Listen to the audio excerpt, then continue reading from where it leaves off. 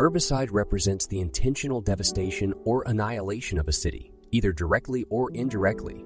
This term, deriving from Latin where urbs means city and occido means to kill, is essentially translated as city killing.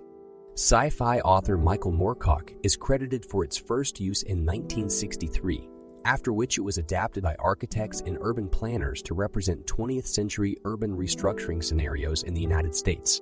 Renowned commentators Ada Louise Huxtable and Marshall Berman have explored the theme of urban destruction in regions such as the Bronx, underscoring the significant impact of zealous redevelopment on the urban social lifestyle. Urbicide was birthed in an era influenced significantly by rapid urbanization and globalization, and its use has grown in the context of city-based violence. Though the practice itself dates back thousands of years, the word gained the spotlight post the Sarajevo siege for its depiction of violence explicitly targeted towards urban obliteration. It was post the Yugoslav Wars. Urbicide began to be recognized as a unique legal term in international law, though its precise parameters and definition continue to spark debate. As it overlaps with fields such as international politics, anthropology, sociology, it has proven challenging for experts and policymakers to arrive at a universally acceptable definition. The genesis of urbicide can be traced back to Latin, with urb standing for city and occido for massacre. Despite Raphael Lemkin defining genocide in 1944 as a planned series of actions aiming for the eradication of the essential bases of national groups, it did not address violence not directed towards human populations. Moorcock's mention of urbicide in his 1963 novella Dead God's Homecoming marked its first print appearance. The term was subsequently further popularized following Sarajevo's destruction, appearing in multiple works, including those of Marshall Berman and Bogdan Bogdanovic as per a Bosnian architects group from Mostar. Urbicide reflects the brutal assault against civic fabric, citing the Mostar bridges destruction as an example. The term now finds frequent use among architects, urban planners, scholars, and historians to depict and make sense of wars where cities, instead of being safe zones, become a part of the battlefield. In multiple instances of urbicide, the perpetrator often distorts the underlying components of cities and violence. They either belittle the importance of the targeted city or perceive their violent actions as nonviolent. Thus, the interpretations of cities and violence play a pivotal role when designating an act as urbicidal. A city embodies an ecosystem featuring a plethora of institutions, residents, industries, and businesses, all underpinned by an extensive infrastructure and a diverse, dense populace. It can be visualized from various perspectives. For instance, it could be an economic structure where market influences shape the city's growth alternatively. It can be perceived as a shared consciousness among its inhabitants. Cities can also be viewed as hubs of social and cultural variations, or architecturally interpreted as amalgamations of mass and space, as Henry Lefebvre encapsulates this by stating a city is die-stating, a city is the a stored as experienced, known, represented, constructed, or destroyed as a city. Violence usually is related to the application of physical power aiming to harm or destroy. However, academics from diverse disciplines expand this scope to include subtler forms of violence. Nancy Schieper, Hughes, and Philippe Bourgois assert in their book Violence in War and Peace that violence should not be confined to physical brutality. It also encompasses attacks on individuals' dignity, self-worth, and status. The social and cultural nuances of violence augment its potential and significance. Distinct categories of violence like structural, symbolic, and political violence enhances this understanding. Structural violence refers to when societal frameworks incite violence, as in the case of laws generating unequal access to public utilities or privileges. Symbolic violence involves socially ingrained norms associated with class, gender, ethnic dynamics. Over time, political violence relates to state-inflicted harm through either neglect or direct action. All these violence variations can manifest in urbicide.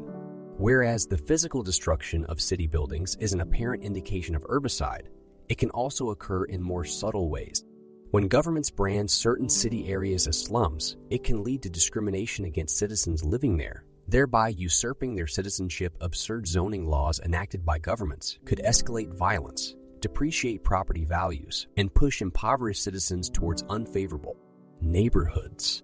Thus, the denial of a city's significance and loss of citizenship, indirectly inflicting distress upon inhabitants, are the unconventional yet potent expressions of urbicide. Berman's perspective on potential urbicidal occurrences operates within the Marxist historical progression, downplaying the unpredictability of urbicide in history. Various places such as Mostar, Beirut, Belfast, the West Bank, and Gaza, in addition to New York and Detroit, were mentioned by Coward and Smith, respectively. Particularly, American cities suffered from the global recession in the 1970s, intensified by the decline in both government and private investment. This led to widespread urban decay, often dubbed as the Age of Rubble, which resulted in ghettoization and mass migration, particularly in areas like the South Bronx. Frank Duhant pointed out several instances in late 21st century Europe where urban planners neglected the preservation of the urban fabric during times of war and conflict, assuming these would not be issues in modern Europe. Among the cities he listed are those in the Balkans, Derry, Belfast, Nicosia, and even certain areas of Paris. Many cities are considered imperial in some context, either by having created an empire, as with Babylon and Rome, or having been developed by one, such as Persepolis, Cairo, and Philadelphia.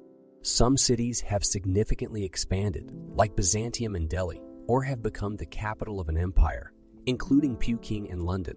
With that in mind, some perspectives view urbicide as inspired by wider imperialist objectives, such as in communist Cambodia's elimination of cities. Academics like Mike Davis, Nurhan Abujidi, and Stephen Graham express this viewpoint.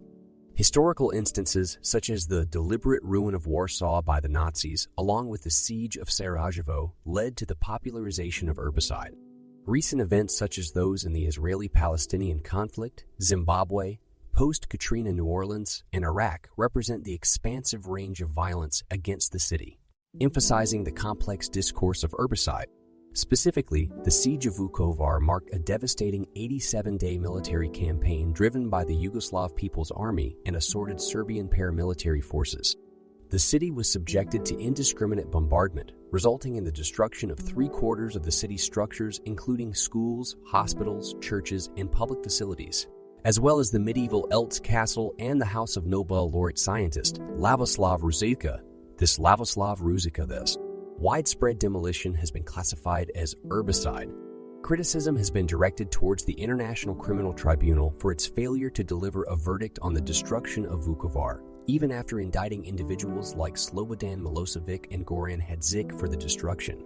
The International Crime Court for the former Yugoslavia, ICTY, laid charges against Serb officials including Stanislav Galic, Dragomir Milosevic, Radovan Karadzic, and Ratko Mladic for various crimes against humanity occurring during their reign. These crimes included those that happened during the siege. Notably terrorism. Both Galic and Milosevic were given life imprisonment and a 29-year incarceration term, respectively. During World War II, the Nazi occupation in Poland led to the deliberate destruction of most of Warsaw after the Warsaw Uprising in 1944. The encroaching rebellion had drawn German leadership to make an example out of the city. Despite having earlier plans to reconstruct Warsaw as part of their Lebensraum policy and general plan to Germanize Central and Eastern Europe, the Germans concentrated on ruining the city, destroying majority of its structures and making off with much of its cultural heritage. The concept of urbicide, the intentional destruction and targeting of cities, initially applied to the Bosnian Wars of the 1990s, and extends to the present-day occurrences, such in Zimbabwe. In Zimbabwe, another form of urbicide was witnessed when Operation Mrambatsvina, or Operation Restore Order, resulted in a large-scale displacement of people and consequent humanitarian crisis through the operation. Structures playing a significant part in people's daily lives were destroyed, ironically, to restore order. The same herbicidal theory has also been applied to the ravaging of Aleppo during the Battle of Aleppo. Deliberate destruction, as proposed by scholars Robert Templer and Al-Hakam Shawar, is an act of herbicide. The discourse on human rights offers an alternative perspective on herbicide, particularly when analyzed through the lens of the United Nations Universal Declaration of Human Rights, URU. The term herbicide, traditionally associated with the violent destruction of buildings and architectural landmarks, takes on a more nuanced connotation when paired with the UDR. This pairing emphasizes not just physical destruction, but the impact on the human population, their culture, and their safety during these acts of violence. This shift in focus inherently reveals the human rights violations that often catalyze such herbicidal acts. The following case studies showcase the critical perspective of human rights woven into herbicide. While the term herbicide still applies, the human rights language offers a more accessible approach to comprehending these cases. Given the widespread recognition of the fundamental human rights, the explicit violation of these rights during herbicide reveals the depths of this issue. Article 3 of the UDER asserts the right of every individual to life, liberty, and personal security, while Article 5 condemns torture and inhumane treatment or punishment. Yet during the Yugoslav War, 20,000 Muslim women and girls were raped by Serbs.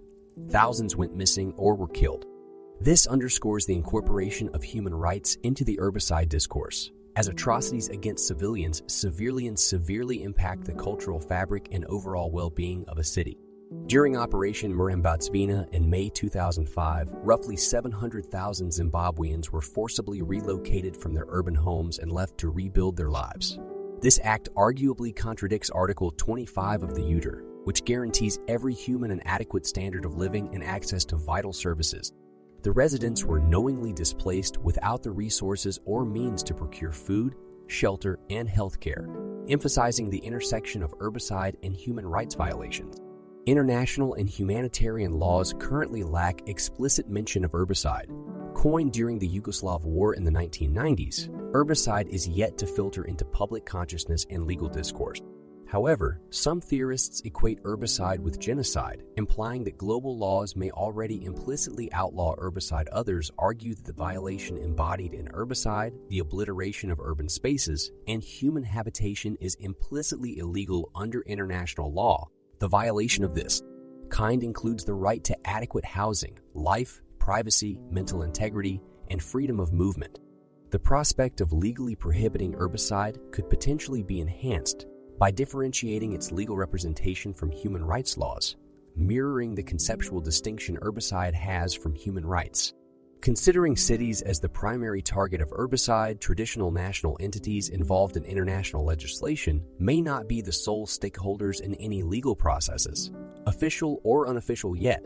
Overemphasizing localization of herbicide prosecution can result in absolving government entities often assumed to be city aggressors due to lack of action. Government's participation in these processes is beneficial, yet their cooperative submission to an unconventional level of scrutiny remains necessary, in particular under the broad characterization of structural violence frequently connected to herbicide discussions. The incorporation of such issues into legal discussions could potentially occur as well. The absence of clear, internationally recognized legal terms referencing city destruction risks diminishing the seriousness accorded to the issue by international courts. The issue also lies in enforcing these laws at international levels, with lax enforcement of even existing human rights laws. Legal decisions on the international stage, such as the 2007 acquittal by the International Court of the Serbian government's obligation for reparations to Bosnia for crimes against humanity, hints at the necessity of distinguishing herbicide from genocide. For cases like the Siege of Sarajevo, where definitions of genocide were not unambiguously applicable, the concept of herbicide could offer a more appropriate analytical framework for the violence inflicted upon the Sarajevo populace and their urban surroundings, including shared public spaces, and city architecture. This form of violence may not aim to eliminate a minority population in their cultural and symbolic places, but rather to divide a diverse city population into ethnically homogeneous zones. Consequently, this violence focuses not on an ethnic group, but rather the city as a cultural melting pot where diverse identities can peacefully coexist.